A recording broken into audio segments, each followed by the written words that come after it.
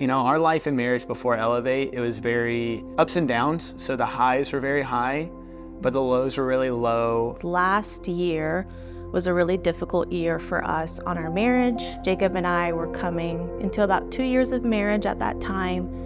And at that point, we were dealing with infertility for several years. We're over here saying, we want to have a family, but then, you're thinking about finances, you're thinking about your career, you're thinking about, just a lot of pressure was building up in our marriage, and we thought we could handle it on our own. My dad had a massive stroke, and that put a lot of stress on our marriage. I was kind of the caregiver and doing a lot of things for him and putting a lot of stress and not being the husband I needed to be. We came into an ultimatum of, we can't do this on our own. We were on the track for divorce. I personally have started to look at finding an apartment. We got to the end of the year, and there was just so much that exploded in a way, and we basically had a conversation that was like, we can't do this on our own, but I also need to know if you want to continue doing this. So there's this picture. So this is our wedding. And at the end of the wedding, we jumped into the pool together. Our wedding photographer randomly posted it on Instagram around all of this time. And it was just a really sweet reminder when we were having very difficult moments in our marriage to take a look back at our wedding day, our vows to one another. So what Jacob and I ended up doing is we started reading the Bible every night.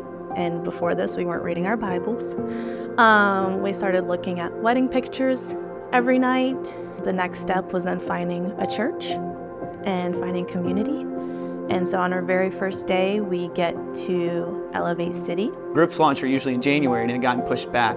And so we ended up being able to be there for that Sunday. We saw Chris and Sarah, and we met them at the end of the day, and that really started our community. Not only have they helped us in our marriage, but we've met so many people through Chris and Sarah at Elevate City who have helped us just stay accountable to one another in our marriage and just continue to grow as followers of Christ. My advice for a couple that is maybe struggling right now, maybe contemplating divorce and not wanting to, try, don't give up on your spouse, because God didn't give up on us. We've mentioned before, infertility has been a challenge, and in the summer of this year, we just really prayed. We surrendered this to you. We surrender, our family and our marriage. And we've heard that through Elevate City that when you get in a small group, what tends to happen in a couple small groups, that people start to have babies. And so our small group leaders, Chris and Sarah, are expecting their baby in February of next year.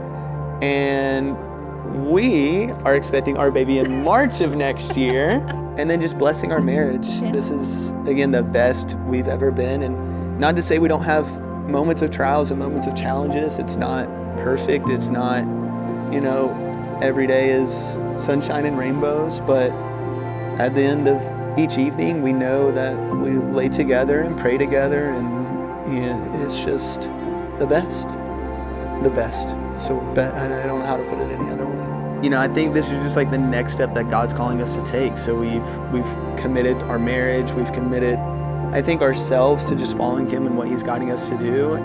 This baptism is just another way to show, our love for Jesus and His love for us, and honoring His sacrifice and His death on the cross, and that we're really born again. Stepping into a life with Jesus and just having Him at the center of our hearts, our marriage, our family, and we just hope that